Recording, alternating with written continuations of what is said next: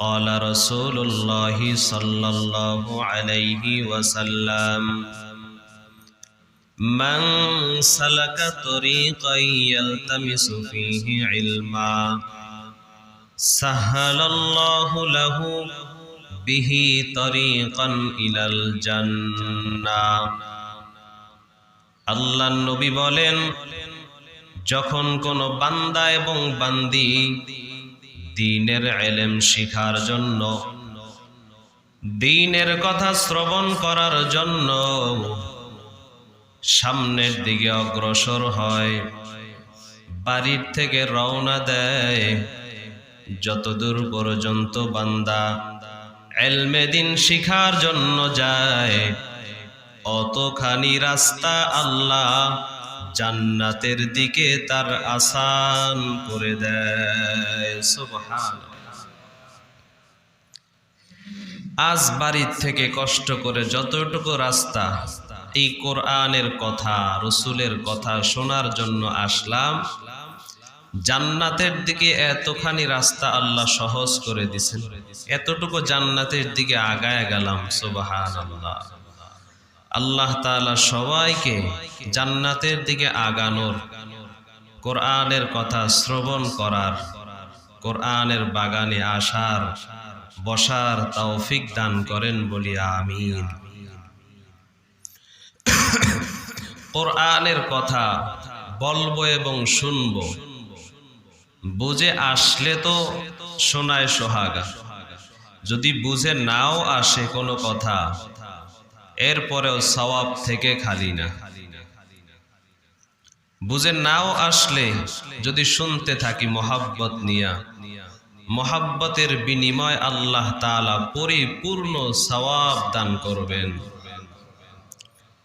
হাসরের ময়দানে হয়তো এই কোরআন সাক্ষ্য দিবে যে আল্লাহ, যদিও তোমার ওই বান্দা বুঝে নাই, তারপরেও তোমার মহাব্বতে আমি কোরআনের ভালোবাসায় বসেছিল, কথাগুলো শুনছে, আল্লাহ আমার প্রতি তার যে এই একটা ভালোবাসা, মহাব্বত, এই কারণে তুমি মাফ করে দাও। কোরআনের সুপারিশ সেদিন আল্লাহ তাআলা কবুল করে দিবেন। হতে পারে এই একটা সুপারিশ কারো জন্য নাজাতের ফয়সালাও হয়ে যেতে পারে। আল্লাহ আমাদের সকলের অন্তরে কোরআনের ভালোবাসা, কোরআনের মহাব্বত পয়দা করে দিক বলি আমিন। তো সূরা লোকমান থেকে আমরা আলোচনা করতেছিলাম। সূরা লোকমানের 11টি আয়াত আমরা শুনেছিলাম, তরজমা সাথে কিছু ব্যাখ্যা। 14 নম্বর আয়াত এবং 15 নম্বর আয়াত, 12 এবং 13 নম্বর আয়াত তেলাওয়াত করেছি। এই আয়াতেরও কিছু অংশ আমরা গতকালকে শুরু করেছিলাম, তবে শেষ করি নাই। আল্লাহ তাআলা বলেন, ওয়ালাকাদ আতাইনা লুকমানাল হিকমা, আমি লোকমানকে হিকমত দান করেছি। হিকমত কি জিনিস? তাকে আল্লাহ চিকিৎসা বিজ্ঞান এবং মানুষের মন, মানুষের মস্তিষ্ক কে কোন তবিয়তের, এই তবিয়ত যাচাই করার জ্ঞান তাকে দিয়েছিলেন।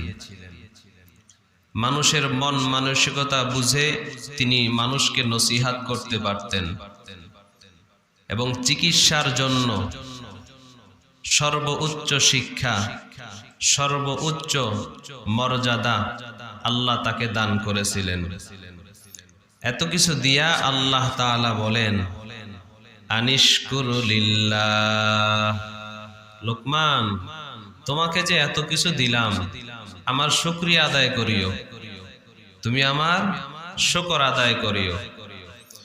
মূলত তাকে বলা উদ্দেশ্য নয়, কারণ যাকে আল্লাহ এত পছন্দ করেন, এত ভালোবাসেন, এত ভালোবেসে যাকে এই নিয়ামত দিছেন, সেই লোকটা শুকর আদায় করবে না তা হতেই পারে না। মূলত এটা আল্লাহ আমাদেরকে বলতেছেন, আনিশকুর লিল্লাহ, বান্দা তোরা আমার শুকর আদায় কর। যে যতটুকু পেয়েছো অতটুকুর উপরেই শুকর আদায় করো। যাকে যতটুকু দিয়েছি, যাকে 1 টাকা দিয়েছি তুমি 1 টাকা পেয়ে শুকর আদায় করো, যাকে 10 টাকা দিয়েছি তুমি 10 টাকার উপরে শুকর আদায় করো, যাকে লক্ষাধিক টাকা দিয়েছি তুমি লক্ষাধিক টাকা সম্পদ পেয়ে শুকর আদায় করো। যে যতটুকু পাইছো শুকর আদায় করো, কারণ যাকেই যতটুকু দিয়েছি এতটুকুই যদি আমি না দিতাম পাইতা না, এতটুকুই যদি আমি না দিতাম পাইতা না। এরপরে আল্লাহ বলেন ওয়ামান ইয়াশকুর ফাইন্নামা ইয়াশকুরু লিনাফসিহি। আল্লাহ বলেন, হে বান্দা, আমার শুকর আদায় করে তুমি এটা মনে করবা না তুমি আমার উপকার করলা, না না, বরং তুমি শুকরের মাধ্যমে নিজেই নিজের উপকার করলা। কারণ হে বান্দা, তোমার শুকর আদায়ের উপরে আমি আল্লাহ ঠেকা না। তুমি শুকরিয়া আদায় করলেও আমার কিছু যায় আর আসে না। তুমি যদি আলহামদুলিল্লাহ বলো, আমি আল্লাহর কোনো লাভ নাই, না বললেও কোনো ক্ষতি নাই। তুমি যদি সুবহানাল্লাহ বলো, আমি আল্লাহর কোনো লাভও নাই, আমি আল্লাহর কোনো ক্ষতিও নাই।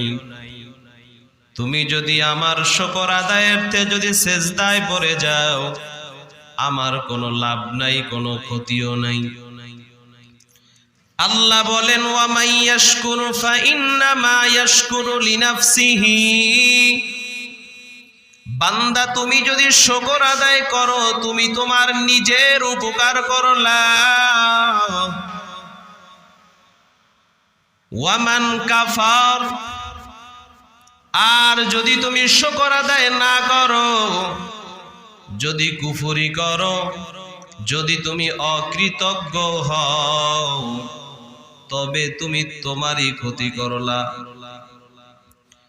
আল্লাহ তাআলা ভিন্ন জায়গায় বলেন লা ইন শাকারতুম লা আযীদান্নাকুম ওয়া লা ইন কাফারতুম ইন্না আযাবি লাশাদীদ। আল্লাহ বলেন, তোমরা যদি আমি আল্লাহর শুকর আদায় করো, আমি আল্লাহ তোমাদের নিয়ামত আরো বাড়ায় দিব। ওয়ালা ইন কাফারতুম, আর যদি তোমরা নাশুকরি করো, অকৃতজ্ঞ হও, ইন্না আযাবি লাশাদীদ, জেনে রাখো হে বান্দা, আমি আল্লাহর শাস্তি কিন্তু বড় কঠিন। এর দুনিয়ার উম্মতের দল, আল্লাহ বলেন বান্দা, তোকে আমি আল্লাহ যেই নিয়ামত দান করেছি, তুই যদি তোর জীবনের শুরু লগ্ন থেকে মৃত্যু পর্যন্ত আমার শুকর আদায় করো, আমি আল্লাহর শুকর আদায় করে তুই শেষ করতে পারবি না। তা কিয়ামত গরবাগু ইয়ামজিকালাম সদকে আমত বগজরো দিনা তামাম। শুকরে নেয়ামত নেয়ামতাত আফজু কুনাদ, কুফরে নেয়ামত আজ কাফত বিরু কুনাদ। আল্লাহ বলেন বান্দা, তুই যদি শুকর আদায় করে আলহামদুলিল্লাহ বলো, আমি আল্লাহর শুকর আদায় করো, এরে বান্দা, আমি আল্লাহ এমন খুশি হয়ে যাই, সন্তান তার মাকে ডাক দিলে মা বড় শান্তি পায়, বাবাকে ডাক দিলে বাবা বড় শান্তি পায়, বন্ধুকে বন্ধু বলে ডাক দিলে বন্ধুর কলিজা ঠান্ডা হয়, ভাইকে ভাই বলে ডাক দিলে ভাইয়ের কলিজা ঠান্ডা হয়। আল্লাহ বলেন, আমি আল্লাহর তো কোনো ছেলে নাই যে আমাকে আব্বা বলে ডাকবে, আমি আল্লাহর কোনো মেয়ে নাই যে আমাকে আব্বা বলে ডাক দিবে। আমি আল্লাহর কোনো বিবি নাই যে আমাকে স্বামী বলে সম্বোধন করবে। আমি আল্লাহর দুনিয়ায় কেউ নাই। কুল হুয়াল্লাহু আহাদ আল্লাহুস সামাদ লাম ইয়ালিদ ওয়া লাম ইউলাদ ওয়া লাম ইয়াকুল লাহু কুফুয়ান আহাদ। আমি আল্লাহ বড় একা, আমি আল্লাহ বড় একা। আমার একমাত্র আদরের বান্দা তোরা। তোরা যখন আমি আল্লাহকে আল্লাহ বলে ডাক দাও, আমি আল্লাহর কুদরতি অন্তর ঠান্ডা হয়ে যায়। তোরা যখন আমি আল্লাহকে আল্লাহ বলে ডাক দাও, আমি আল্লাহকে যখন সুবহানাল্লাহ বলে আমার তারিফ করো, প্রশংসা করো, এরে বান্দা আমার কুদরতি অন্তরটা ঠান্ডা হয়ে যায়। যদিও তোর ডাকের কাছে আমি আল্লাহ ঠেকানা,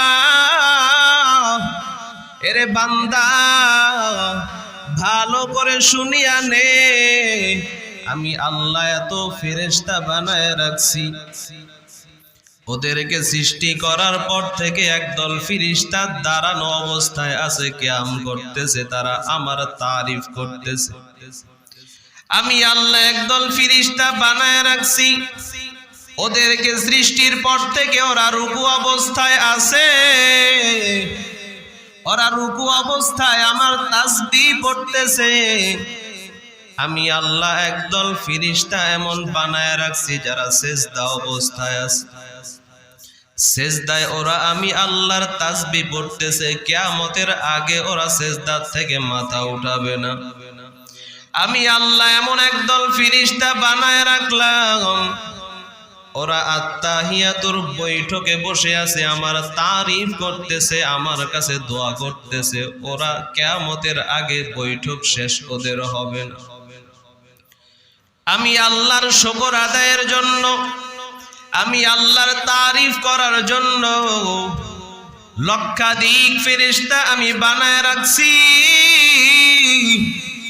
এত পরিমাণ ফেরেশতা আমি বানায় রাখছি, ওদের কোনো মরণ নাই, কিয়ামত পর্যন্ত ওরা মরবেও না। শুধু ওদের কাজ আমি আল্লাহর প্রশংসা করা, আমি আল্লাহর গুণ কীর্তন করা, আমি আল্লাহকে ডাকা। এছাড়া ওদের কোনো কাজ নাই। খাওয়া দাওয়ারও ওদের কোনো চিন্তা নাই, ঘুমানোরও কোনো প্রয়োজন নাই, স্বামী স্ত্রীর কোনো সম্পর্ক ওদের মাঝে দেই নাই। 24টা ঘন্টা ওরা শুধু আমি আল্লাহর নামের জিকির করে, তাসবিহ পড়ে। কিন্তু বান্দা ওদের তাসবিতে আমি আল্লাহ তত খুশি হই না, ওদের তাসবিতে আমি আল্লাহ অতটা খুশি হই না। তোর একটা বার সুবহানাল্লাহ বলায় যত আমি আল্লাহ খুশি হই। কারণ আমি আল্লাহ ওদেরকে বানাইলাম, কোন বলছি ফায়াকুন হয়ে গেছে। ফেরেশতা বানাইলাম, কোন বলেছি হও, ফেরেশতা হয়ে গেছে। কিন্তু বান্দা তোকে আমি আল্লাহ কুন ফায়াকুন বলে বানাই নাই।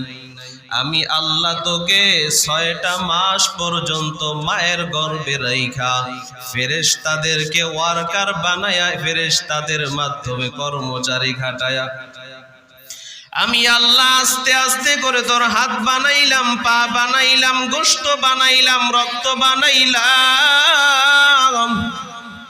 এই গলার নিচ পর্যন্ত আমি আল্লাহ ফেরেশতাদেরকে দিয়া বানাইলাম। তবে গলার উপরের অংশটুকু, তোর চেহারাটুকু আমি আল্লাহ কোনো ফেরেশতাদের হাতে দেই নাই। এই অংশটুকু আমি আল্লাহ কারো হাতে দেই নাই। আমি আল্লাহ নিজে কুদরতি হাতটা লাগাইয়া তোর এই চেহারার অংশটাকে বানাইলাম। এরে বান্দা ভালো করে তুই জানো, মানুষ যেই জিনিসটা নিজের হাতে বানায় ওইটার কদর বেশি করে। সন্তান যতদিন বাপের হোটেলে খায়, টাকা পয়সা দুই হাতে উড়ায়, কোনো চিন্তা নাই, হিসাব করে না, বাবার কাছে লাগলেই চায় বাবা প্রয়োজন মতো দিয়া দেয়, মায়ের কাছে চায় মা দিয়া দেয়। কিন্তু যখন সন্তান নিজে ইনকাম করে তখন আগের মতো আর টাকা পয়সা নষ্ট করে না, তখন হিসাব করে, কারণ এখন সে নিজের হাতে ইনকাম করতেছে। টাকা কষ্ট করার কি জাল সেটা নিজে বুঝে। এই টাকা হারায়া গেলেও কষ্ট বেশি পায়, বাবার লক্ষ টাকা নষ্ট করে কষ্ট পায় না। নিজের কামাইয়ের 100 টাকা নষ্ট হইলে যেই পরিমাণ কষ্ট পায়। এরে বান্দা, তোকে আমি আল্লাহ নিজের কুদরতি হাতে বানাইলাম, এজন্য তোর প্রতি আমার বড় মায়া, তোর প্রতি এজন্য আমার আলাদা একটা দরদ। পয়গম্বর নূহ আলাইহিস সালাম যখন নাকি আল্লাহর কাছে বলেছিলেন, হে আল্লাহ, রব্বি লা তাজার আলাল আরদি মিনাল কাফিরিনা দাইয়ারা, আয় আল্লাহ, কাফেরদের একটার ঘর বাড়িও তুমি আর আস্থা রাখবা না, ওরা নাফরমানি করে, ওদেরকে তুমি ধ্বংস করে দাও। নূহ নবীর দোয়া কবুল করে আল্লাহ প্লাবনের মাধ্যমে সবাইকে ধ্বংস করে দিলেন। এরপরে যখন পয়গম্বর নূহ ছাড়া আর দুনিয়ায় কেউ নাই, আশেপাশে সব তাদের উম্মত, নূহ নবীর উম্মত, ভালো মানুষ ছাড়া দুনিয়াতে আর তখন কেউ নাই। আল্লাহ তাআলা পয়গম্বর নূহকে বললেন, নূহ, নবুয়তের দায়িত্ব তো এখন পালন করা লাগে না, কাউকে তো আর দাওয়াত দিতে হয় না, এখন তো তুমি ফ্রি আছো, সবাই তোমাকে মানে, সবাই আমি আল্লাহকে মানে, কার কাছে দাওয়াত দিবা? এরে নূহ, অবসর সময়টাকে তুমি এখন কাজে লাগাও। কি কাজে লাগাবো? আল্লাহ বলেন, নূহ, মাটি হাতের ভিতরে নাও, মাটি দ্বারা তুমি এবার ডেক বানাও, কলসি বানাও, মাটির দ্বারা তুমি বিভিন্ন প্রকার দুনিয়ার আসবাব বানাও। এই আসবাবগুলোকে রোদ্রে শুকাইবা, সুন্দর করে করে তুমি ডিজাইন করে করে যা পারো তাই বানাও। পয়গম্বর নূহ তিনি মাটির দ্বারা এভাবে করে ডেক, ডেকচি, পাতিল, বিভিন্ন প্রকার ফুল, এরপরে সুন্দর সুন্দর প্লেট বাটি বানাইলেন মাটি দ্বারা, এগুলাকে রোদ্রে শুকাইলেন, সুন্দর, এগুলা ব্যবহারের উপযুক্ত হয়ে গেল। এবার আল্লাহ তাআলা পয়গম্বর নূহর কাছে ওহী নাজিল করলেন, নূহ, এতদিন কষ্ট করে যেগুলা তুমি বানাইছো, এইগুলাকে এখন তুমি আবার নিজের হাতে ভাঙো। নূহ নবী আল্লাহর আদেশে ভাঙলেন। ভাঙার পর মন খারাপ করে গালে হাত দিয়া বসে আছে, খুব মন খারাপ, চোখ পানি টলমল করতেছে। আল্লাহ জানায়, ও নূহ, মন খারাপ কেন? নিজের হাতে বানাইছো, আবার নিজের হাতে ভাঙছো, এই জন্য মন খারাপ। নূহ নবী বলে, হা আল্লাহ, নিজের হাতে বানাইলাম, বৃষ্টিতে ভিজে না যায়, কুয়াশায় যেন ভিজে না যায়, যত্ন করে ঢেকে রাখলাম। আবার নিজের হাতেই এই যত্নকৃত জিনিসগুলোকে ভাঙলাম। নিজের হাতে বানাইছি, নিজের হাতে আবার ভাঙলাম, এই জন্য মনটা খারাপ। কেনই বা বানাইতে বললেন, কেনই বা ভাঙতে বললেন? আল্লাহ বলেন, নূহ, তুমি যখন ওদেরকে ভাঙতেছিলা, বলো ওদের ভেতরে তুমি রুহু দিছো কিনা, কথা বলতে পারতো কিনা? বলে না মাওলা, ওরা কথা বলতে পারতো না। হাঁটতে পারতো কিনা? বলে না মাওলা, ওরা হাঁটতেও পারতো না। এরে নূহ, যখন ভাঙতেছিলা তখন কি কেউ কান্নাকাটি করেছে কিনা? বলে না মাওলা, তা করে নাই। যখন তুমি ভাঙতেছিলা কেউ দৌড়াইয়া পালানোর চেষ্টা করছিল কিনা? বলেন না মাওলা, পালানোর চেষ্টা করে নাই। আল্লাহ বলেন নূহ, যেটার মধ্যে তুমি রূহ দাও নাই, যেটার মধ্যে তুমি চলার ক্ষমতা দাও নাই, এই মাটির জিনিসটাকে ভাঙতে গিয়া তোমার মন খারাপ, মায়া জন্মায় গেছে, মহব্বতের কারণে মনটা খারাপ হয়ে গেছে। এরে নূহ, তুমি এবার আমার প্রশ্নের জবাব দাও। যেই মানুষগুলোকে আমি আল্লাহ নিজে কুদরতি হাতে বানাইলাম, যাদেরকে আমি কথা বলার শক্তি দিলাম, যাদেরকে আমি চলার শক্তি দিলাম, হাঁটার শক্তি দিলাম, এই মানুষগুলোকে যখন তোমার কথা, তোমার দোয়া কবুল করার পর এদেরকে যখন আমি প্লাবন দিয়া ধ্বংস করতেছিলাম, এরা যে কত চিল্লা চিল্লি করেছে, কত কান্নাকাটি করেছে, বাঁচার জন্য কত দৌড়াদৌড়ি করেছে। এরে নূহ, তোমার দোয়ার কারণে যদিও আমি আল্লাহ তাদেরকে ধ্বংস করে দিয়েছি, কিন্তু নূহ, তোমার এই মাটির জিনিস ভাইঙ্গা তোমার যেই মন খারাপ, বলো নূহ, যাদেরকে এত মায়া করে আমি বানাইছি তাদেরকে ধ্বংস করতে আমার কত খারাপ লেগেছে। আল্লাহ বলেন, এদেরকে আমি বড় মায়া করে বানাইছি। এরা যখন একবার বলে সুবহানাল্লাহ, আমি আল্লাহর দিলটা ঠান্ডা হয়ে যায়। যখন বলে আল্লাহু আকবার, আমার কাছে বড় ভালো লাগে। হাকিমুল উম্মাত আশরাফ আলী থানবী রাহমাতুল্লাহি আলাইহি গালেবান তিনি বলেন, আল্লাহকে যেই সমস্ত বান্দারা মানে, আল্লাহর কাছে দোয়া করে, আল্লাহর ইবাদত করে, এদের থেকেও যারা আল্লাহকে মানে না, যারা আল্লাহর গোলামি করে না, তাদের দিকে আল্লাহ বেশি রহমতের দৃষ্টি দিয়া রাখে। উদাহরণ দিয়া বলে, ও দুনিয়ার মানুষ, বলো তোমার গোয়ালের ভেতরে তোমার 4টা গাবি আছে, 4টা গাবি বাঁধা, ওখান থেকে একটা গাবির দড়ি সিরিয়া পালায় গেল। বলেন তো মালিক কোনটার পেছনে দৌড়াবে? যেটা ছুটে গেল ওটার পিছনে। কেন? বলে 3টা আমার গোয়ালে বাঁধা আছে, এগুলো আমার, টেনশন নাই। যেইটা ছুটে গেল ওটাও তো আমার, কিন্তু ছুটে গেল এজন্য ভেতরে টেনশন, কোথায় না জানি কোন বিপদ হয়ে যায়, না জানি হারায়া যায়।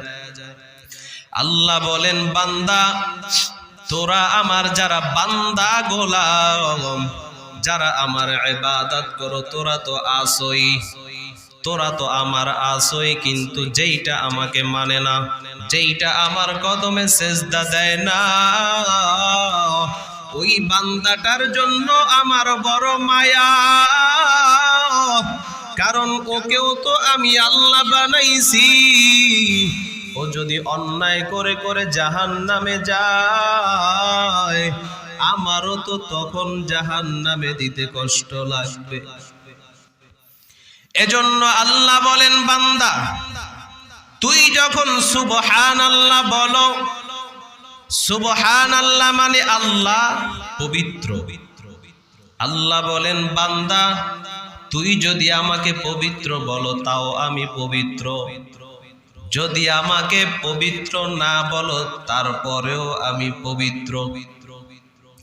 তুই বলার কারণে আমার পবিত্রতা বেড়েও যায় নাই, তুই না বললে আমার পবিত্রতা কমেও যায় না। কিন্তু বান্দা তুই তো অপবিত্র, তোর জবান অপবিত্র, এই জবান দিয়া মিথ্যা বলেছো, জবানকে নাপাক করেছো, জবান দ্বারা গীবত করেছো, জবান নাপাক, জবান দ্বারা ফাহিশা কথা বলেছো, জবান নাপাক। গুনাহ করে করে তোর জীবনের মধ্যে গুনাহের ময়লা লাগাইয়া তুই নাপাক। আল্লাহ বলেন বান্দা যখন বলো সুবহানাল্লাহ, আমার পবিত্র নাম বলার কারণে আমি আল্লাহ তোর জবান অপবিত্র জবান, তুই অপবিত্র, পবিত্র নামের ওসিলায় আমি আল্লাহ তোকে পবিত্র বানায় দেই। এজন্য আল্লাহ বলেন ওয়ামান ইয়াশকুরু ফাইন্নামা ইয়াশকুরু লিনাফসিহি, বান্দা তুই শুকর আদায় করো, আমার না বরং তোর নিজের উপকার কর। তুই অপবিত্র, সুবহানাল্লাহ বললে, আলহামদুলিল্লাহ বললে আমি তোকে পবিত্র বানায় দেই, তোর লাভ এটা। অন্য জায়গায় লাযীদান্নাকুম, তোর নিয়ামত আমি আল্লাহ বাড়ায় দেই। প্রশ্ন হতে পারে কত শুকর আদায় করলাম, কই সম্পদ তো আর বাড়লো না, সম্পদ তো আর বাড়লো না। আগেও ডেলি 100 টাকা কামাইতাম, এখনো ডেলি 100 টাকা, বাড়লো কই? এত শুকর আদায় করি, বাড়লো কই? আল্লাহ বলেন বান্দা বাড়ছে, তুই টের পাও না। হয়তো বাড়ার ব্যাপারে কয়েক প্রকার হতে পারে, হয়তো তোর টাকা বাহ্যিক ভাবে তুই যেটা দেখবি বেড়ে গেছে, এটা মূলত বাড়া না। 2 নাম্বার গোপনীয় বরকত, আগে যদিও 100 টাকা কামাইছো, ওটার মধ্যে যে বরকত ছিল আজকের শুকরের কারণে এটা বরকত বাড়ায় দিছে। 3 নাম্বার বান্দা তোর 100 টাকার সঙ্গে আরো 1000 টাকা বাড়ায় দিছি, তোর অগোচরে গোপনে, যেটা আমি আমার সেফ ব্যাংকে রেখে দিয়েছি, এটা তোকে সময় মতো যখন তোর খুব প্রয়োজন হবে তখন আমি আল্লাহ দিয়া দিব। দুনিয়ায় যদি এমন বিপদে পড়ো, হয়তো দুনিয়ায় দিব, নয়তো মরার পরে যদি বিপদে পড়ে যাও, সেটা তো সবচেয়ে বড় বিপদ। বান্দা তোর এখন এই জমাকৃত সম্পদ তখন তোকে দিয়া ওই বিপদ থেকে উদ্ধার করে তোকে জান্নাত দিয়া দিব। সুবহানাল্লাহ। ওমান কাফার, আর যদি কুফরি করো দুনিয়াতে তো পাবেই না, হাসরের ময়দানে আমার নেয়ামত গুলোর হিসাব দিতে হবে। তোর কাছ থেকে আমি আমার নেয়ামত গুলোর হিসাব নিব।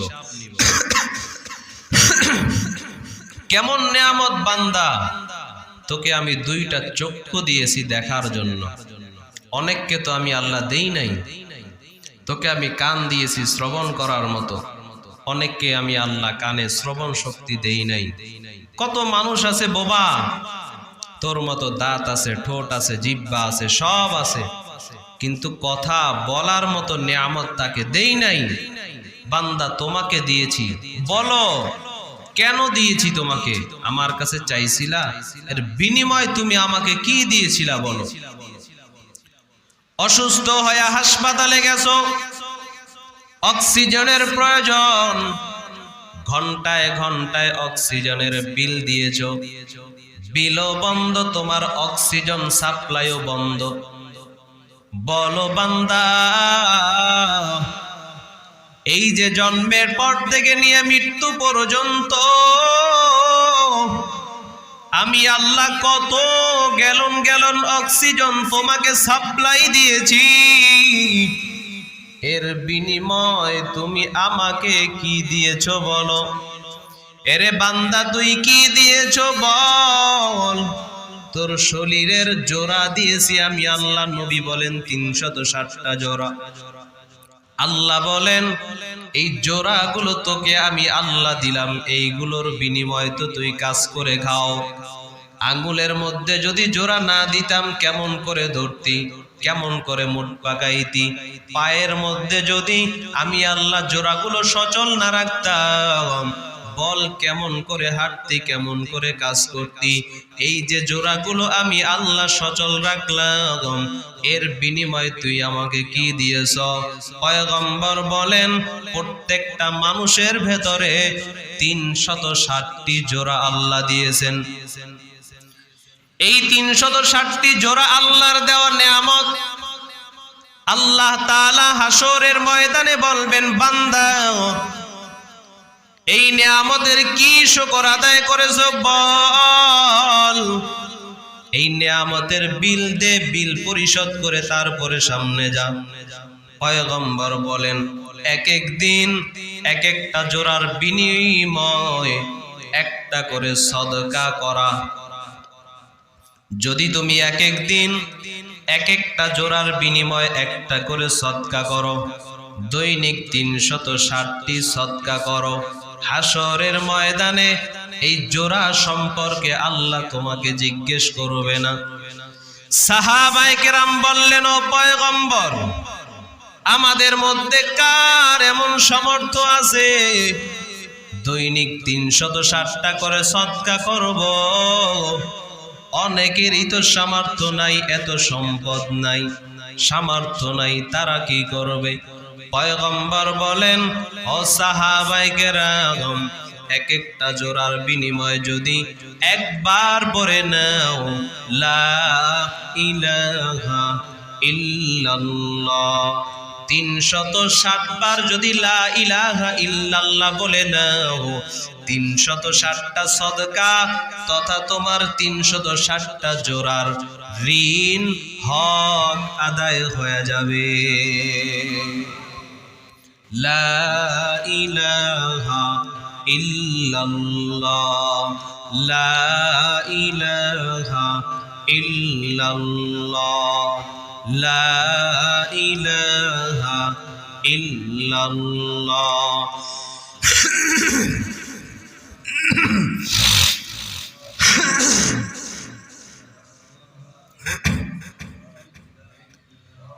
দিন থাকিতে লা ইলাহা ইল্লাল্লাহ বলো ভাই, দিন থাকিতে লা ইলাহা ইল্লাল্লাহ বলো ভাই। দুনিয়াতে আখিরাতে, দুনিয়াতে আখিরাতে চাও যদি ভালাই, দিন থাকিতে লা ইলাহা ইল্লাল্লাহ বলো ভাই, বলো লা ইলাহা ইল্লাল্লাহ, লা ইলাহা ইল্লাল্লাহ, লা ইলাহা ইল্লাল্লাহ, লা ইলাহা ইল্লাল্লাহ, লা ইলাহা ইল্লাল্লাহ, লা ইলাহা ইল্লাল্লাহ, লা ইলাহা ইল্লাল্লাহ, লা ইলাহা ইল্লাল্লাহ, লা ইলাহা ইল্লাল্লাহ, লা ইলাহা ইল্লাল্লাহ।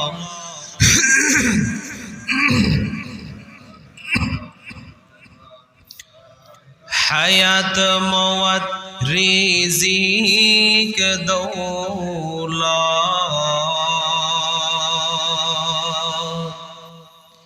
যার হাতে মন,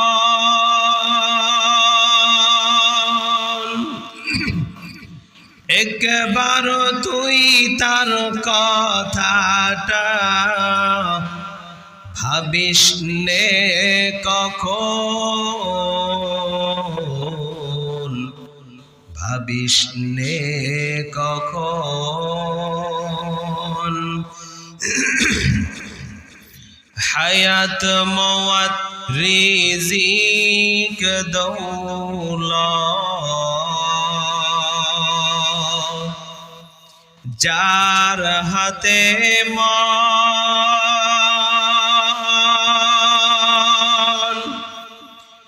একবার তুই তার কথাটা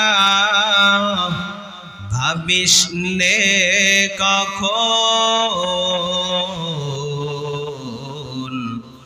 ভাবিস নে কখন।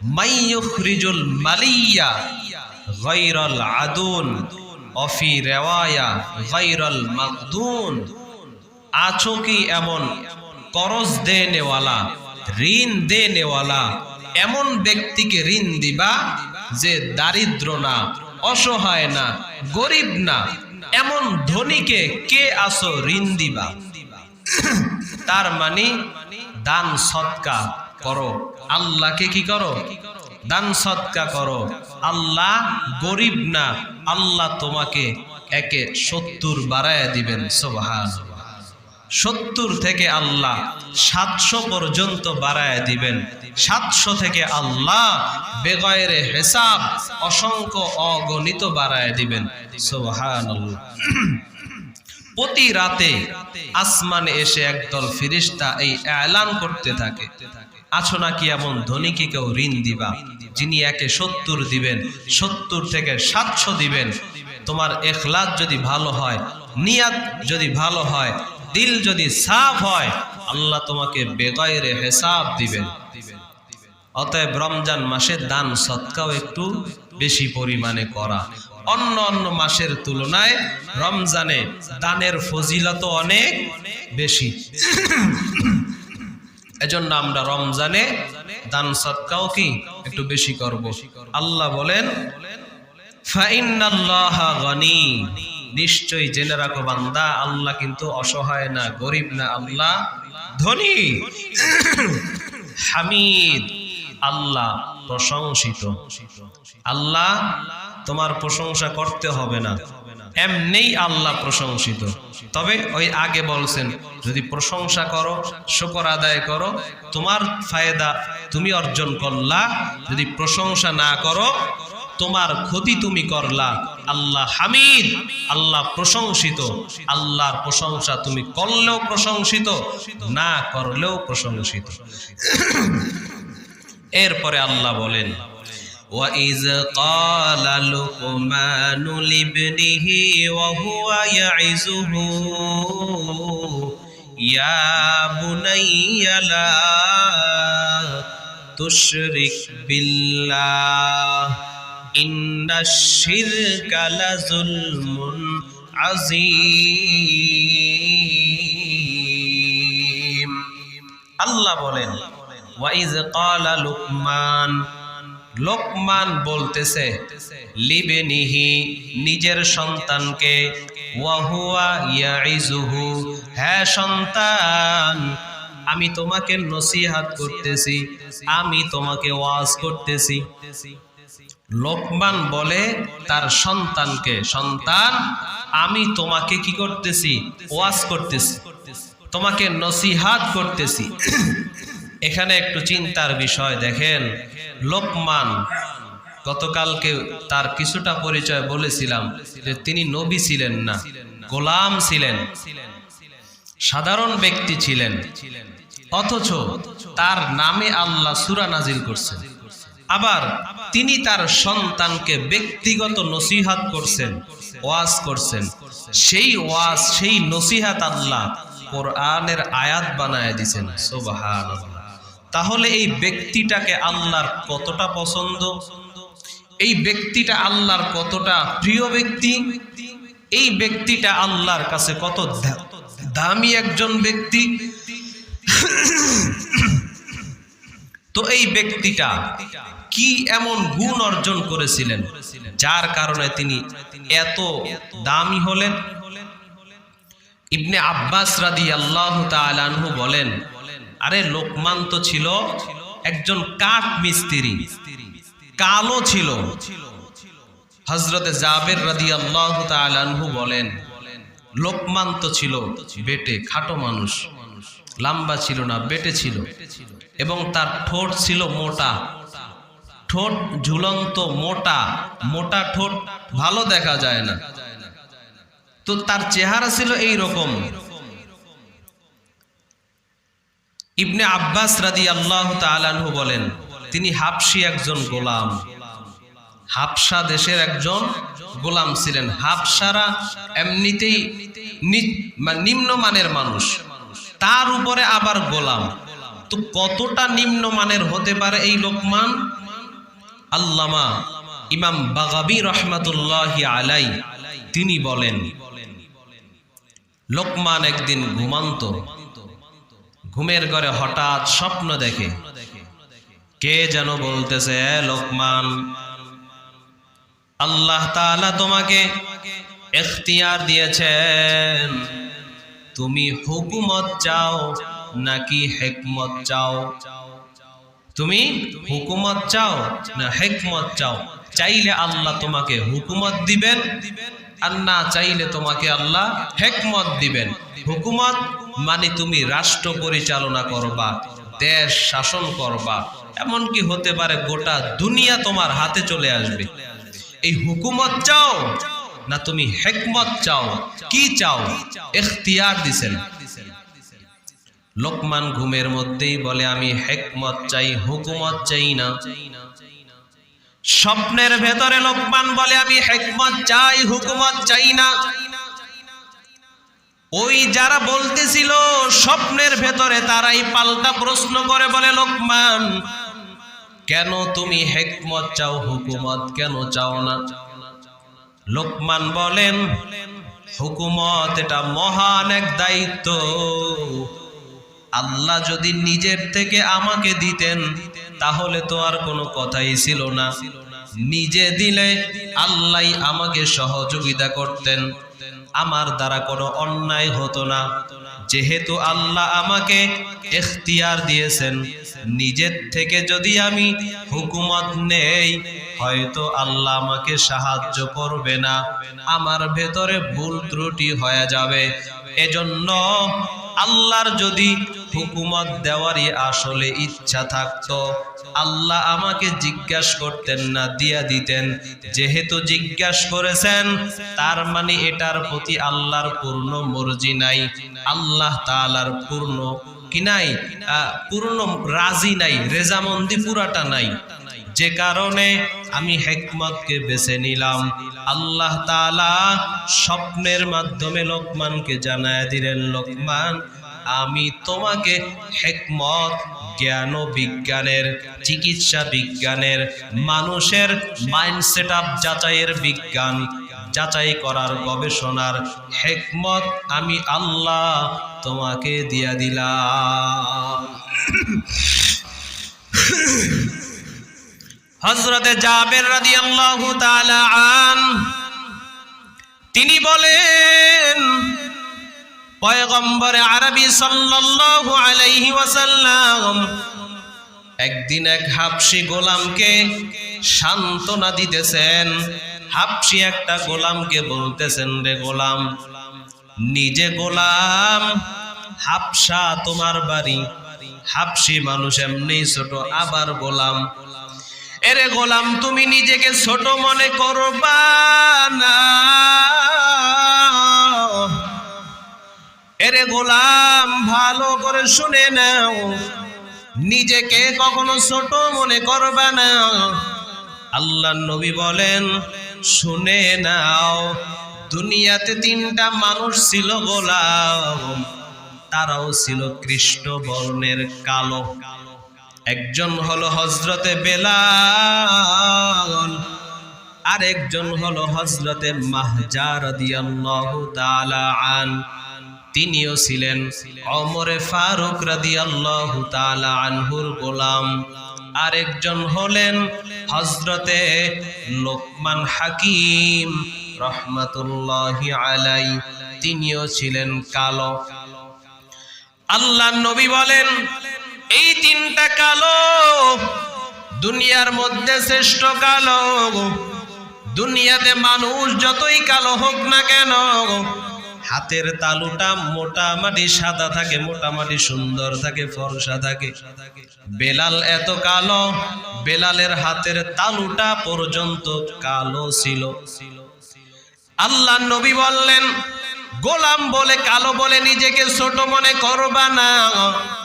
বেলালও তো গোলাম ছিল, মুসলমানেরও গোলাম না, একজন কাফের উমাইয়ার গোলাম। কিন্তু বেলালের কত দাম, বেলালের কত দাম।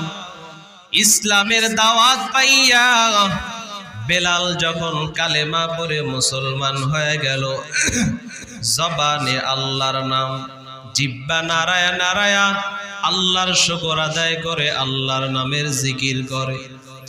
উমাইয়া দেখা বলে, বেলাল ঠোঁট নাড়ায়া নাড়ায়া সারাদিন কি বলো? বেলাল বলে, গোপন করে লাভ নাই, আমি মুহাম্মদের হাতে হাত দিয়ে কালেমা পড়ে মুসলমান হয়েছি, আমি আমার আল্লাহর নাম আমার জবানে জপি। উমাইয়া বলে, তাড়াতাড়ি কালেমা ছেড়ে দাও, আল্লাহকে ভুলে যাও। বেলাল বলে, উমাইয়া যা তোমার মন চায় করতে পারো, কিন্তু আল্লাহর নাম আমি ছাড়ব না। যেই নবীর হাতে হাত দিয়া কালেমা পড়লাম, যেই নবীর হাতে হাত দিয়ে আমি জান্নাতের ঠিকানা নিলাম, ওই কালেমা আমি ছাড়তে পারবো না।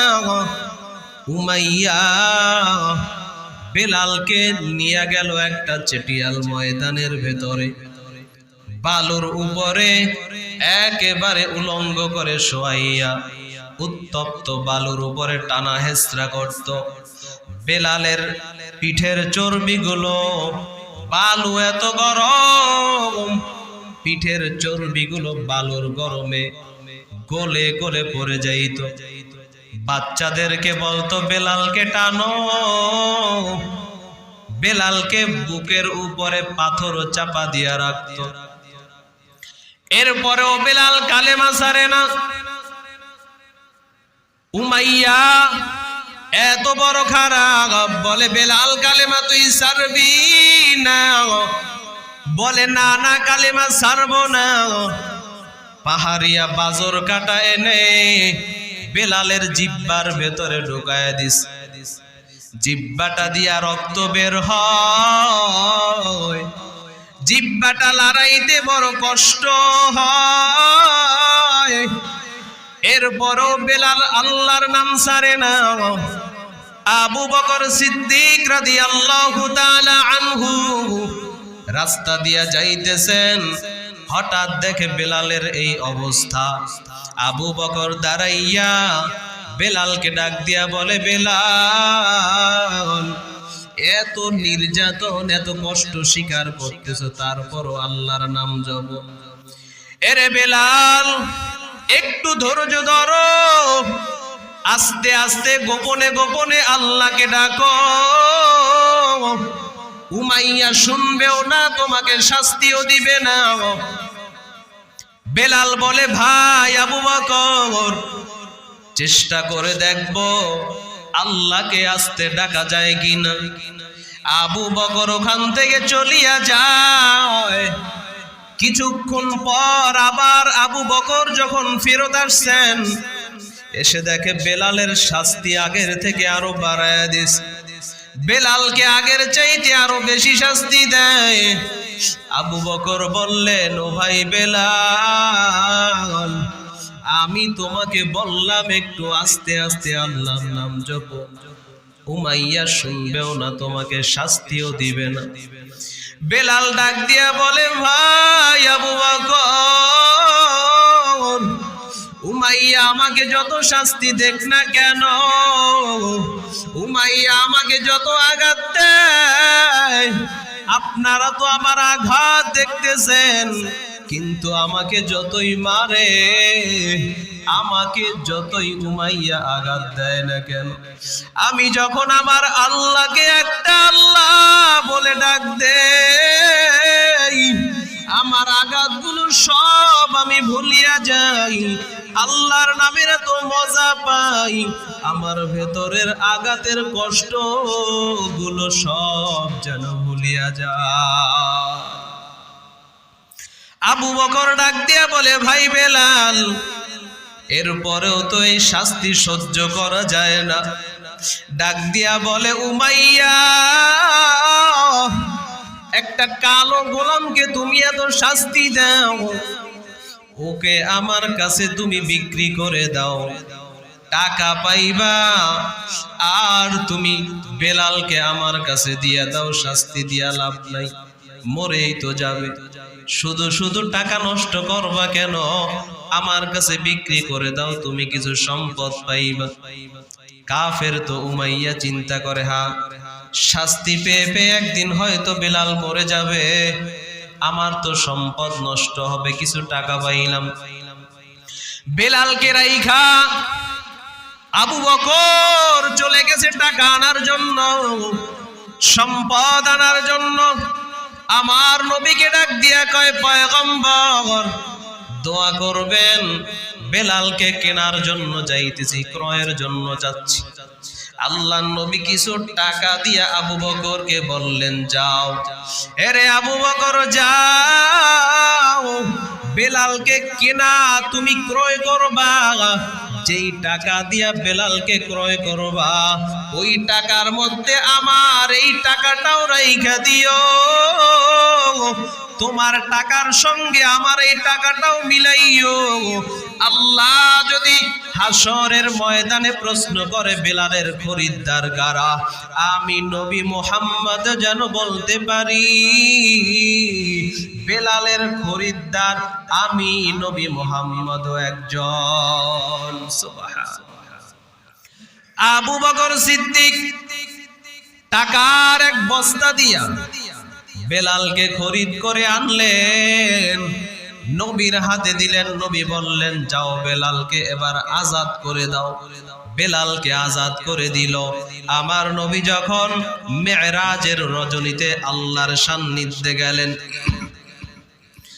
আল্লাহর সান্নিধ্যে যখন গেলেন, আরশে আজিমের উপরে সপ্তম আসমানের উপরে যাওয়ার পর সিদরাতুল মুনতাহা থেকে আরো অনেক উপরে যাওয়ার পরে একটা অন্ধকার জায়গা, কেউ নাই আশেপাশে, নবীর সঙ্গে কেউ নাই, নবীর ভেতরে একটু ভয় লাগতেছে।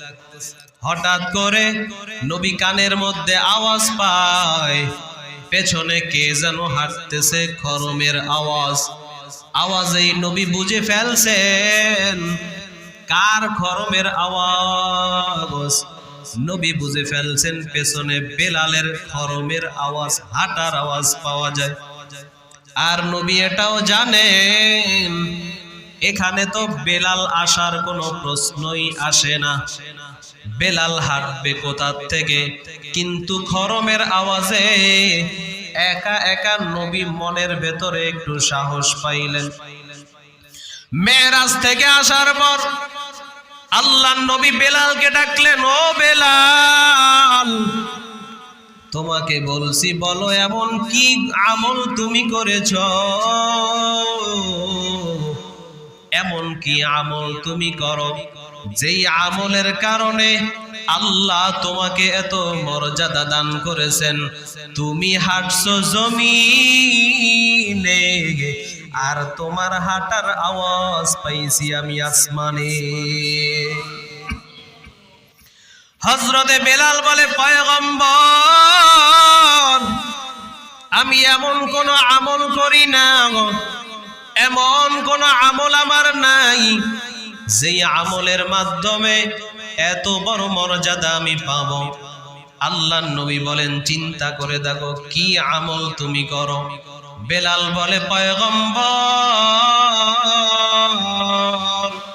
আমার একটা আমল মনে পড়ে যায়, আমি যতবার ওযু করি ততবার 2 রাকাত তাহিয়াতুল ওযুর নামাজ পড়ি, এইটা আমি কখনো ছাড়ি না। ওযু করার পরে 2 রাকাত তাহিয়াতুল ওযু নামাজ পড়া সুন্নাত। হযরতে বেলাল বলে, পয়গম্বর এই আমলটা আমি করি। আল্লাহ নবী বললেন, বেলাল এই আমলের কারণেই হতে পারে আল্লাহ তোমাকে এত বড় মর্যাদা দিয়েছে। আল্লাহ নবী বললেন, বেলাল আজকের থেকে তুমি আমার মসজিদের মুয়াজ্জিন, আজ থেকে তুমি আজান দিবা, মসজিদে তুমি আজান দিবা, তোমার আজান শুনে মানুষ নামাজের জন্য আসবে। হযরতে বেলাল আজান দেয়, আশহাদু আল্লা ইলাহা ইল্লাল্লাহ আশহাদু আন্না মুহাম্মাদার রাসূলুল্লাহ। কিন্তু বেলালের জবান তো তোতলা। উমাইয়া যে জিহ্বার ভেতরে আঘাত করেছিল, ওই কাটার আগতে বেলালের জিহ্বা একটু তোতলায় গেছে, আশ বলতে পারে না, আস হয়ে যায়। হযরতে বেলাল আজান দেয়, বলে আশহাদু, কিন্তু মুখ থেকে বের হয় আসহাদু। জবান তোতলা, কিন্তু ভেতরে কি আছে আল্লাহ তো জানেন। বেলালের তাকওয়ার খবর তো আল্লাহ জানেন। নবীও বেলালের আমল সম্পর্কে জানেন, খুশি হয়ে মুয়াজ্জিন বানাইছেন। আল্লাহ নবী বলেন, আল মুয়াজ্জিনু হুয়া আকওয়ালুন নাস ইয়াউমাল কিয়ামা।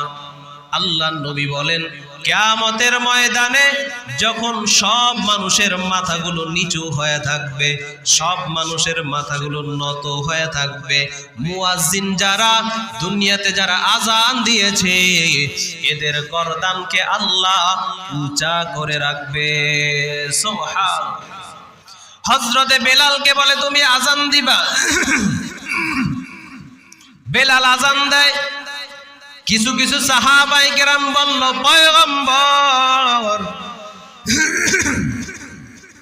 যেই মসজিদের ইমাম আপনি, ওই মসজিদের ভেতরে এমন অশুদ্ধ আজান ভালো লাগে না। সুন্দর কণ্ঠের অধিকারী, যার কণ্ঠ বড় সুন্দর, যার আজান হবে বড় চমৎকার, এমন একজন মানুষ দরকার।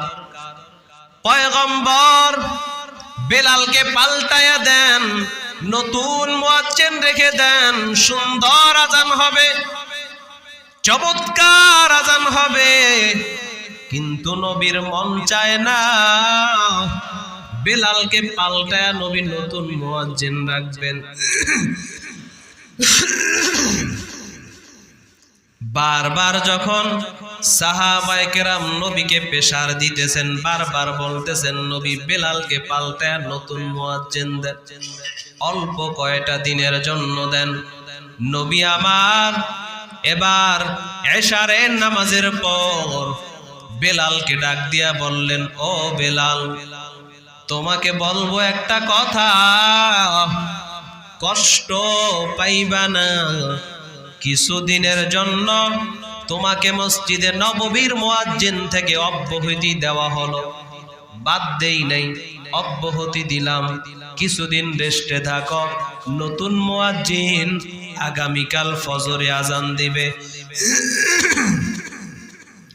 নতুন মুয়াজ্জিন আগামীকাল ফজরে আজান দিবে, তুমি কয়েকদিনের জন্য রেস্টে থাকো। হযরতে বেলাল নবীর কাছে বললেন, হ্যাঁ নবী ঠিক আছে। কিন্তু বেলালের কলিজাটা ফেটে যায়। সবাই যখন মসজিদ থেকে চলে গেল, মসজিদের এক কর্নারে বইসা বেলাল চোখের পানি ছেড়ে কান্দে আর বলে, মালিক, আমি তো হাবশি হই নাই, তুমি বানাইছো। আমি তো গোলাম হই নাই, তুমি আমাকে বানাইছো। আমি তো গরিব হই নাই, মালিক তুমি আমাকে বানাইছো। আমি তো অসহায় হই নাই, তুমি আমাকে বানাইছো। আমি তো নিজের থেকে কালো হই নাই, তুমি আমাকে বানাইছো। আয় আল্লাহ, আমার জবান তোতলা, আমি হই নাই, তুমি আমাকে তোতলা বানাইছো। আয় আল্লাহ, সব করলা তুমি। আর মসজিদে নববীর মুয়াজ্জিন থেকে বহিষ্কার হইলাম আমি। ও মালিক, কলিজায় মানে না। আমি তো কোনোদিন বলি নাই, আল্লাহ তুমি আমাকে মসজিদে নববীর মুয়াজ্জিন বানাও। নবীর কাছেও কোনোদিন আবদার করি নাই ও মালিক তোমার ফয়সালা, তুমি আমাকে মুয়াজ্জিন বানাইছো, সম্মান দিয়েছো তুমি আল্লাহ, আবার কেন কেড়ে নিলা জবাব চাই।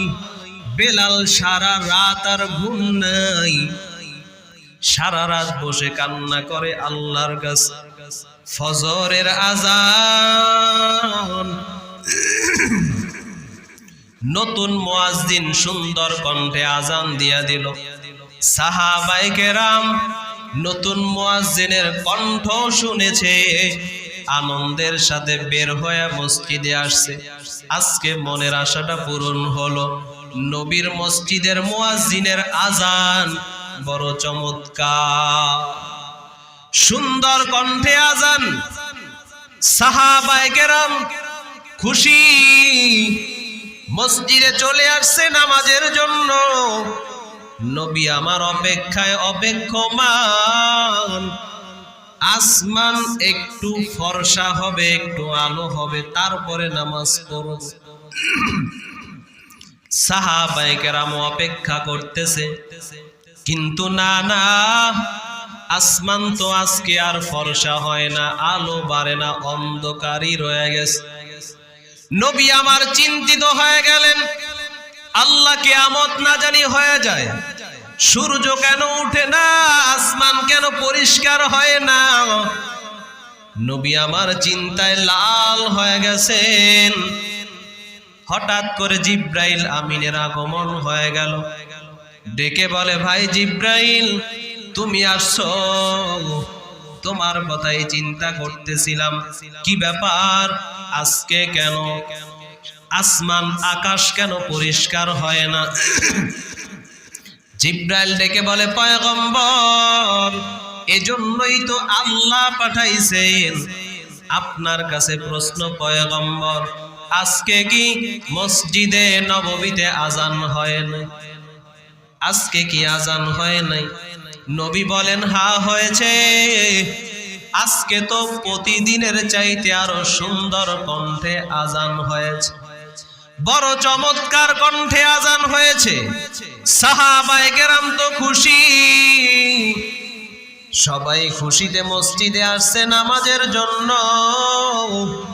চমৎকার কণ্ঠে আজান হয়েছে। জিব্রাইল ডেকে বলে, পয়গম্বর প্রতিদিন ফজরের আজান আসমান থেকে আরশে আজিম থেকে ফেরেশতারা শুনতে পায়। ওখান থেকে আজান শুই না, সূর্য আস্তে আস্তে করে উঠতে শুরু করে, আকাশ ফর্সা হয়। আজকে আজান আরশে আজিমে যায় না, যে কারণে আরশ থেকেও ঘোষণা হয় নাই, আসমান ফর্সা হয় না। ও পয়গম্বর, আল্লাহর ফয়সালা আল্লাহ জানায় দিয়েছেন। পয়গম্বর বেলাল যতক্ষণ আজান না দিবে অতক্ষণ আসমান আর পরিষ্কার হবে না। আল্লাহর নবী জানায় দেয়, বেলাল তোর দোয়া আল্লাহ কবুল করেছে। এ বেলাল তাড়াতাড়ি আজান দে, তোর আজান ছাড়া আসমান পরিষ্কার হবে না। সুবহানাল্লাহ। হযরতে জাবের বলেন, আল্লাহর নবী হাবশীর ওই গোলামকে নসিহত করেন, ও হাবশার গোলাম, কালো হয়েছ, গরিব হয়েছ, অসহায় হয়েছ, মন খারাপ করবা না, নিজেকে ছোট মনে করবা না। দুনিয়াতে তিনজন গোলাম, কালো হওয়ার পরেও আল্লাহর কাছে বড় দামি। একজন হলো হযরতে বেলাল, দুই নাম্বার হযরতে মাহজা রাদিয়াল্লাহু তাআলা আন, তিন নাম্বার হযরতে লোকমান হাকিম রহমাতুল্লাহি আলাইহি। মুসলিম খাওয়ালি রহমাতুল্লাহি আলাইহি তিনি বলেন, পয়গম্বর আরবি সাল্লাল্লাহু আলাইহি ওয়াসাল্লাম আমাদেরকে বয়ান করতেন, লোকমান হাকিমের গুণ বয়ান করে শোনাইতেন। এ সাহাবায়ে কেরামের দল, তোমরা সব সময় মনে রাখবা লোকমানের এত দাম, লোকমানকে আল্লাহ এত মর্যাদা দান করেছেন কারণ কি জানো? এক নাম্বার, লোকমান সর্বদা চিন্তা ফিকির করতেন, আরে আমি এই কাজটা করলাম, করা ঠিক হলো কি হলো না, এই কাজে আমার রব খুশি কি খুশি না, এই কাজ আমার রব আমার থেকে চান কি চান না, এ নিয়ে চিন্তা করতেন, সর্বদা চিন্তা করতেন। 2 নাম্বার, পয়গম্বর বলেন লোকমান মানুষের প্রতি ভালো ধারণা করতেন, সবার প্রতি ভালো ধারণা, নিজেকে ছোট মনে করতেন, মানুষকে ভালো ধারণা করতেন যে আমি খারাপ হতে পারি, সে খারাপ না। কিন্তু আমাদের তো অবস্থা এমন, আমরা যেমন আরেকজনকে ভাবিও তেমন। নিজে চুরি করে মনে করে সেও মনে হয় চুরি করে, নিজে নামাজ ঠিক মতো পড়ে না মনে করে আরেকজনের সেও মনে হয় পড়ে না, নিজে অন্যায় করে গুনাহ করে মনে করে সেও মনে হয় গুনাহ করে। ক্লাসের মধ্যে আমাদের ওস্তাদরা একটা ঘটনা শোনাইছেন যে এক চোরা সারা রাত চুরি কইরা নদীর ঘাটে আসছে শেষ রাত্রে গোসল করার জন্য, ফ্রেশ হওয়ার জন্য। নদীর ওই পারে এক আল্লাহর ওলির বাড়ি, সেও রাতের বেলা উঠছে ওযু করার জন্য, তাহাজ্জুদ পড়ার জন্য। এবার চোরায় চিন্তা করে, দেখছো মনে করছিলাম আমি একাই, ওই পারেও তো একজন আছে, ও সারা রাত চুরি করছে, এখন আসছে ফ্রেশ হওয়ার জন্য। আবার আল্লাহর ওলি সেও চিন্তা করে, দেখছো মনে করছিলাম আমি একাই মনে হয় তাহাজ্জুদ গুজার, না না আমার ওই পারের ভাই সেও তাহাজ্জুদের জন্য উঠছে। আসলে তো দুইজনের উদ্দেশ্য সম্পূর্ণই আলাদা, ঠিক না? তো আমাদের অবস্থা হলো আমি যেমন মানুষকে ভাবিও তেমন।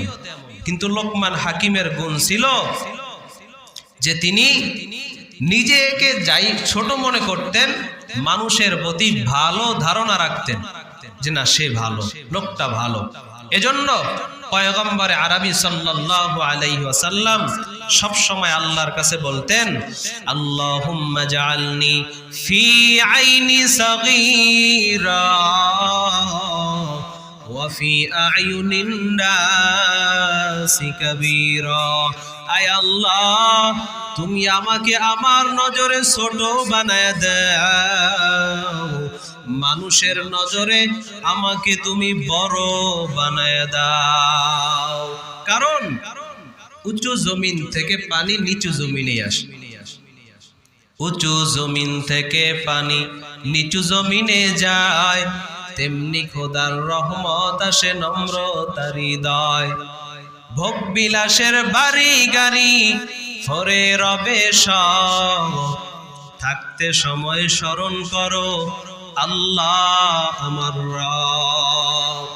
প্রবাদ বাক্য আছে, নিজে যাকে বড় মনে করে সে বড় নয়, লোকে যাকে বড় মনে করে সেই বড় হয়।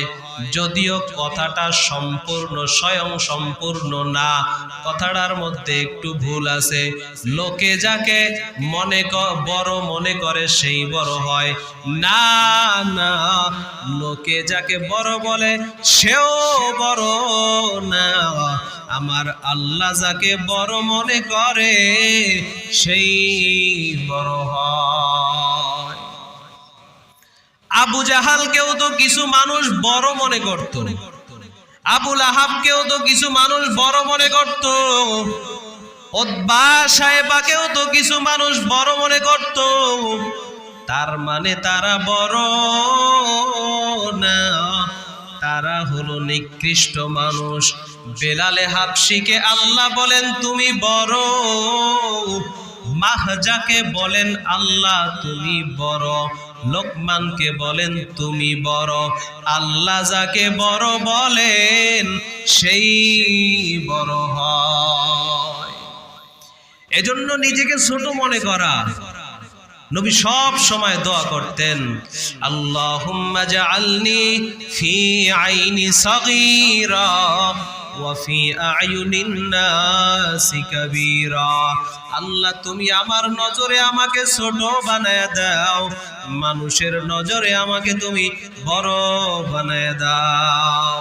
আরবি না পারি, বাংলায় তো বলতে পারি, আল্লাহ আমার নজরে আমাকে ছোট বানায়া দাও, মানুষের নজরে তুমি আমাকে বড় বানায়া দাও। পয়গম্বর বলেন 3 নাম্বার লোকমান হাকিমের গুণ ছিল তিনি নীরব বেশি থাকতেন, কথা বেশি বলতেন না, চুপচাপ থাকতেন। ক্বালা রাসূলুল্লাহি সাল্লাল্লাহু আলাইহি ওয়াসাল্লাম মান সামাতা নাজা। আল্লাহর নবী বলেন যে চুপ থাকে সেই নাজাত পায়। কারণ তুমি কথা যত বেশি বলবা ভুল তত বেশি হবে, কথা যত কম বলবা ভুল তত কম হবে। এজন্যই আবু বকর সিদ্দিক রাদিয়াল্লাহু তাআলা আনহু বুড়া বয়সে মুখের ভেতরে একটা জিহ্বার উপরে পাথর দিয়া রাখতেন, কথা যেন কম হয়, কথা যেন কম হয়। মাঝে মধ্যে আবু বকর জিহ্বাটাকে টেনে বের করতেন, এরপরে লাঠি দ্বারা আঘাত করতেন, কখনো আঙ্গুল দিয়ে আঘাত করতেন, আর বলতেন ওরে জিহ্বা তুই আমাকে শেষ করেছ, তুই আমাকে ক্ষতিগ্রস্ত করেছ, তুই কত অনর্থক কথা বলেছ, কত না জানি মিথ্যা কথা বলেছ, কত না জানি অন্যায় করেছ। হযরতে আবু যার গিফারি রাদিয়াল্লাহু তাআলা আনহুকে গালেবান আল্লাহর নবী জানায় দেয়, অনেক নসিহাত করলেন, অনেকগুলো বয়ান করলেন, ইসলামের আমলের কথা বললেন। সর্বশেষ পয়গম্বর ডাক দিয়া বলে, রে আবু যর শোনো, এতক্ষণ যেই বয়ান করলাম, এতক্ষণ যেই নসিহাত করলাম, এই নসিহাত তোমার তখনই ঠিক থাকবে, এই নসিহাত তোমার তখনই কাজে আসবে, আমল তুমি তখনই করতে পারবা যখন তুমি তোমার জিহ্বাটাকে কন্ট্রোল করবা। জিহ্বাকে যখন তুমি কন্ট্রোল করতে পারবা আমার নসিহাত তোমার কাজে লাগবে। জিহ্বা যদি তোমার কন্ট্রোলে না থাকে, তোমার আমি যত নসিহাত করলাম, যত ওয়াজ করলাম, এগুলা তোমার কিছু কাজে লাগবে না। পয়গম্বর বলেন লোকমান এই গুণগুলো অর্জন করেছে আর আমার আল্লাহকে বেশি মহব্বত করেছে, যে কারণে আল্লাহ খুশি হয়ে তাকে হিকমত দান করেছেন, এত মর্যাদা দান করেছেন। ইবনে কাসির রহমাতুল্লাহি আলাইহি কিতাবের মধ্যে উল্লেখ করেছেন, ইবনে কাসির বলেন লোকমান হাকিম গোলাম থাকা অবস্থায় মালিকের বকরি চড়াইতেন, বকরি চড়াইতেন।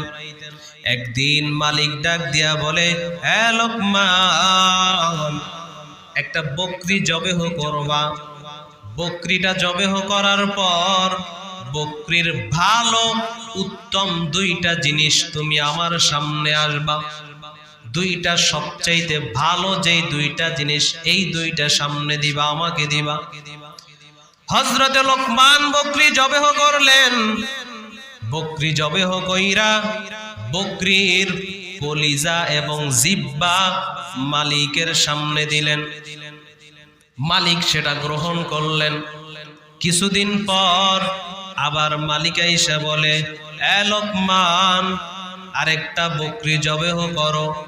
এই বকরিটা জবেহ করার পর এই বকরিটার সবচাইতে খারাপ 2টা জিনিস তুমি আমাকে দিবা, যেই 2টা সবচাইতে খারাপ ওই 2টা তুমি আমাকে দিবা। এবারও লোকমান একটা বকরি জবেহ করলেন। বকরি জবেহ করার পর লোকমান হাকিম তিনি আবারও বকরির কলিজা আর জিহ্বা এই 2টাকে সামনে আনলেন। মালিক বলে, লোকমান কিছুদিন আগে তোমাকে বললাম বকরির ভালো 2টা জিনিস দেওয়ার জন্য, তুমি কলিজা আর জিহ্বা তুমি আমার সামনে এনে দিলা। আজকে বললাম খারাপ দুইটা জিনিস দেওয়ার জন্য, আজকেও তুমি কলিজা আর জিহ্বা দিলা, একই জিনিস কেন দিলা? লোকমান ডাক দিয়া বলে, ও মালিক আমার, এই দুইটাই তো আসল, এই দুইটাই আসল। যার জিহ্বা আর কলিজা ভালো তার সবটুকুই ভালো, যার জিহ্বা আর কলিজা খারাপ তার পুরাটুকুই খারাপ। লোকমান ডাক দিয়া বলে, ও মালিক আমার, জিহ্বাটা যেই মানুষের ভালো আর কলিজাটা যেই মানুষের ভালো, এই মানুষটার বড় দাম। জিহ্বাটা আর কলিজাটা যার খারাপ, অন্তর যার খারাপ, ওই মানুষটাই দুনিয়ায় শ্রেষ্ঠ খারাপ। জিহ্বা আর কলিজা যার কন্ট্রোল হয়ে যায়, নবীও বলেন এই মানুষটা আল্লাহর কাছে বড় দামি হয়ে যায়। ভাইরা আমার, লোকমান হাকিম রহমাতুল্লাহি আলাইহি তিনি তার সন্তানকে বয়ান করতেছেন, ওয়া হুয়া ইয়াইজুহু, সন্তান তোমাকে কিছু নসিহত করতেছি। আর সেই নসিহত আল্লাহ কোরআনে উঠায় দিয়েছেন।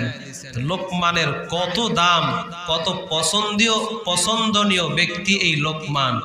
তো এই লোকমান হাকিমের যে গুণগুলো বললাম, সেই গুণগুলো যদি আমরাও অর্জন করতে পারি, আল্লাহ চাহেন তো আমাদেরকেও এভাবেই আল্লাহ কবুল করে নেবেন। আল্লাহ চাহেন তো আমরাও এমন দামি হতে পারবো। বেলালে হাবশি যেমন দামি হয়েছেন, বেলালে হাবশির গুণ যদি আমরা অর্জন করতে পারি, আল্লাহ চাহেন তো আমরাও বেলালের মতো দামি হতে পারবো, লোকমানের মতো দামি হতে পারবো। আমাদের কথাও আল্লাহর কাছে হতে পারে ওই রকম দামি হবে। যদিও সামনে আর কোরআন আসবে না, কোরআনে আপনার আমার কথাকে আয়াত বানায়া পাঠাবেন না, তবে যেই গুণের কারণে লোকমানের নাম আল্লাহ কোরআনে দিয়েছেন, তার কথা আল্লাহ আয়াত বানিয়েছেন, ওই গুণগুলো যদি আমরা অর্জন করতে পারি, মুজাহাদা যদি করতে পারি, যদিও কোরআনে আয়াত আসবে না, তবে সম্মান আর মর্যাদা হাসরের ময়দানে আপনাকে আমাকে আল্লাহ চাহেন তো তাদের স্থানেই আমাদেরকে দাঁড় করাবেন। আল্লাহ আমাদের সকলকে চিন্তা গবেষণা করা, নিজেকে ছোট মনে করা, এরপরে মানুষের প্রতি ভালো ধারণা রাখা, একটু নীরব থাকার গুণ অর্জন করা তৌফিক দান করেন, আমিন। এবং বেশি বেশি আল্লাহর শুকর আদায় করার তৌফিক দান করেন, বলি আমিন। আল্লাহ তাআলার নামের জিকির বেশি বেশি করার তৌফিক দান করেন, বলি আমিন। দুরূদ শরীফ পড়ি। আল্লাহুম্মা সাল্লি আলা মুহাম্মাদ ওয়া আলা আলি মুহাম্মাদ কামা সাল্লাইতা আলা ইব্রাহিম ওয়া আলা আলি ইব্রাহিম ইন্নাকা হামিদুম মাজিদ।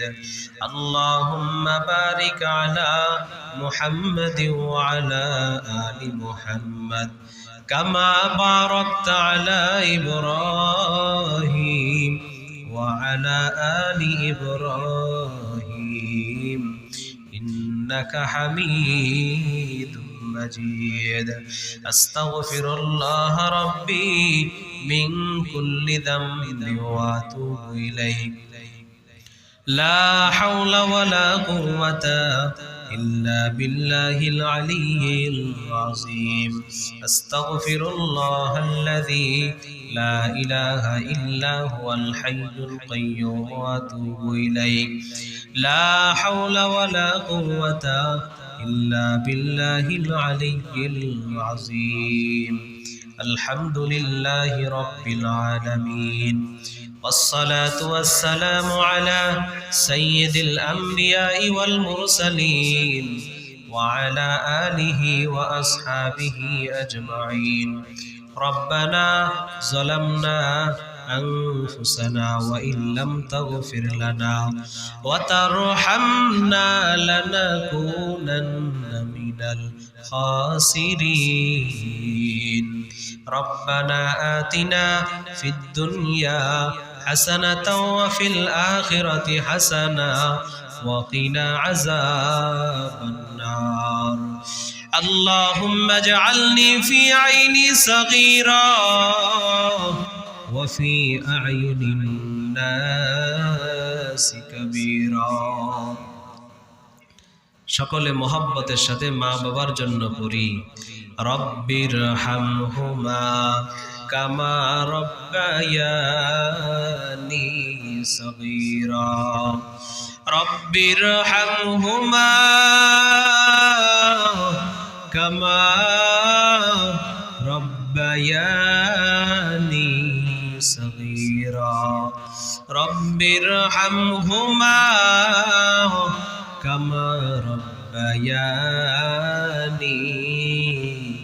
সগীরা عبادك يا إلهي قد أتوك مقرين الذنوب قد دعوك فإن تغفر فأنت لذاك أهل وإن تترك فمن يرحم سواك إلهي فأعزنا من جهنم وأكرمنا بعزنا العلاي বেগুনাহ না গুজশতে বর্মা সাআতে বা হুজুরে দিল না করতাম তাআতে আয় আল্লাহ তাআলা রব্বুল আলামিন আমরা কতিপয় গুনাহগার পাপী তাপী বান্দা গুনার বোঝা মাথায় নিয়ে আপনার শাহী দরবারে হাত তুলেছি মেহেরবানি করে আমাদের জীবনের গুনাহগুলো মাফ করে দেন আয় আল্লাহ তাআলা গুনাহ করতে আমরা ভালোবাসি আপনি ক্ষমা করতে ভালোবাসেন আয় আল্লাহ আপনি তো রহমান আপনি তো গফফার আল্লাহ আপনি তো সত্তার আপনি তো জব্বার আল্লাহ আপনার মতো দয়াময় কেউ নাই আপনার মতো মায়ার আল্লাহ আর কেউ নাই সন্তান হাজারো অন্যায় করে মাকে যদি মা বলে ডাক দেয় মা জবাব না নিয়ে পারে না আয় আল্লাহ ওই মায়ের চাইতে কোটি কোটি কোটি গুণে দয়া মায়া আপনার বেশি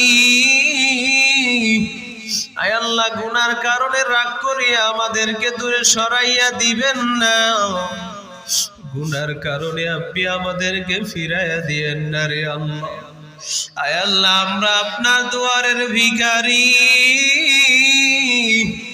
আমরা বড় অসহায় আমরা বড় দুর্বল আয় আল্লাহ আপনি তো সত্তার আপনি বেনিয়াজ বেপরোয়া দয়া মায়া করে আমাদেরকে মাফ করিয়া দেন আল্লাহ সামনের জীবনে গুনাহ থেকে বেঁচে থাকার তৌফিক দেন পেছনে যা গুনাহ করেছি আপনি ক্ষমা করিয়া দেন আয় আল্লাহ রোজাগুলো রাখতেছি রোজাগুলো সঠিকভাবে আদায় করার তৌফিক দেন তারাবিগুলো আদায় করার তৌফিক দান করেন আল্লাহ আয় আল্লাহ তাআলা আমাদেরকে আপনি আপনার খাঁটি বান্দা বানায় নেন ও মালিক এখানে অনেক বান্দারা আছে যারা ইয়তীম মা নাই বাবা নাই মা হারায়া সন্তান ইয়তীম বাবা হারাইয়া সন্তান ইয়তীম